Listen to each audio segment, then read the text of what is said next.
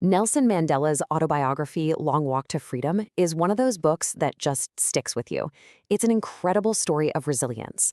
Today, we're going to dive into one of the most important moments of that entire journey, the day he became president. We'll use his own words to explore what that single day taught him about freedom, lessons that echoed across his nation and, honestly, across the whole world. Just listen to those words.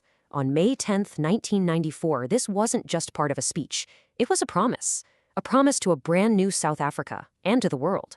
This one sentence carried all the weight of a brutal past and all the hope for a completely different future. So, let's go there. Let's picture it. A beautiful, clear autumn day in Pretoria. This wasn't just some political ceremony. No, this was the start of a whole new era. A moment people had been fighting and dying for generations. And the amazing thing is, we're not just looking at this through a history book. We're getting to step right into Mandela's shoes. Through his own writing, we can feel the emotions, see the memories, and understand the deep thoughts that were running through his mind on the day that his entire life struggle had led up to. Now, to really get how huge this victory was, you have to understand what was defeated, and that was apartheid. It was a political system literally designed to separate human beings based on the color of their skin. A cruel, dehumanizing structure that shaped every part of South African life for decades. Talk about a powerful transformation. The Union buildings, which for so long were the very symbol of white supremacy, were suddenly filled with what Mandela beautifully called a rainbow gathering. People of every color, from nations all over the world, all together celebrating a new, non-racial government. It's like a dream made real. And the whole world was watching. This was not just a local event, it was a global one. You had leaders from over 140 countries there. That sends a pretty powerful message, right? It says this is a victory for everyone, a win for justice, for peace, and for basic human dignity that was felt everywhere. And this victory had a massive mandate from the people. Just look at the numbers. The African National Congress didn't just squeak by. They won in a landslide, 252 out of 400 seats. This was the people of South Africa speaking loud and clear, demanding change. Okay, this part is just surreal. Imagine this for a second. Mandela describes seeing the highest military generals saluting him, pledging their loyalty, and he's thinking, just a few years ago, these exact same men wouldn't have saluted me. They would have arrested me. It just shows you how fast and how completely the country had changed. But a celebration like this doesn't just appear out of nowhere. It was built on a foundation of incredible pain. And Mandela couldn't experience this joy without also feeling the deep, profound hurt of the past. And in his own words, you can feel it. He says he was overwhelmed with a sense of history. This day wasn't just about celebrating the present, it was about honoring the past, all the decades of struggle, of sacrifice, and the pain that made this moment of victory even possible. This timeline really puts that history into perspective.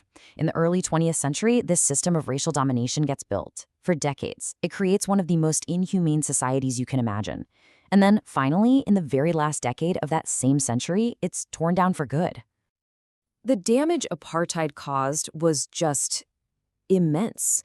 Mandela called it a deep and lasting wound, an extraordinary human disaster. He knew it would take generations for the country and its people to truly heal. It's just a brutal reminder of the real human cost of that system. But here's the paradox.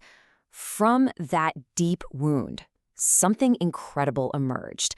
This is where we explore how the absolute depths of oppression somehow created extraordinary heights of human character. Mandela was so clear about this. This victory was not his alone.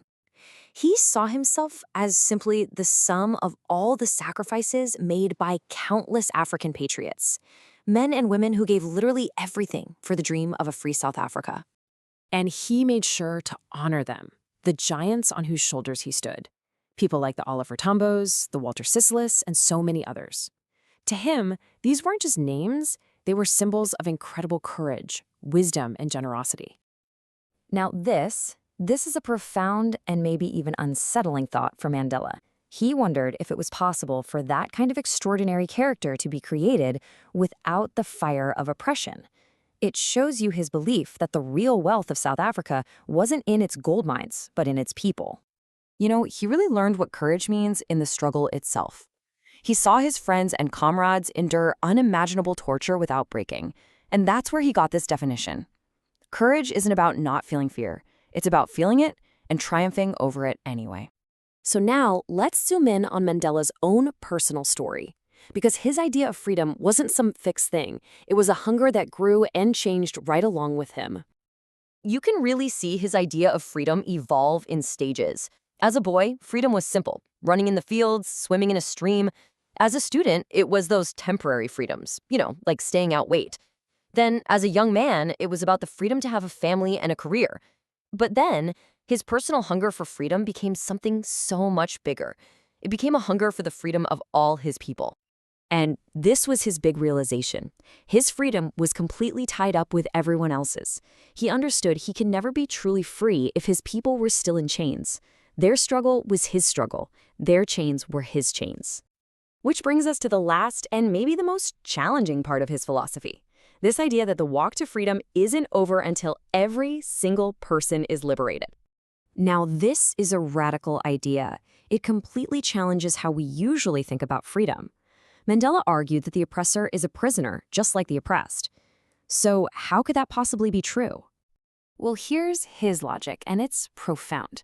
The oppressor, he said, isn't free. Why? Because they're imprisoned by their own hatred. They're locked behind the bars of their own prejudice. When you take someone else's freedom, you actually rob yourself of your own humanity. And so we're left with this powerful question, right from the heart of Mandela's philosophy. It forces us all to stop and think about what freedom really is. It's not just about breaking your own chains. It's about making sure no one, oppressor or oppressed, is locked behind bars of any kind. A long walk, indeed.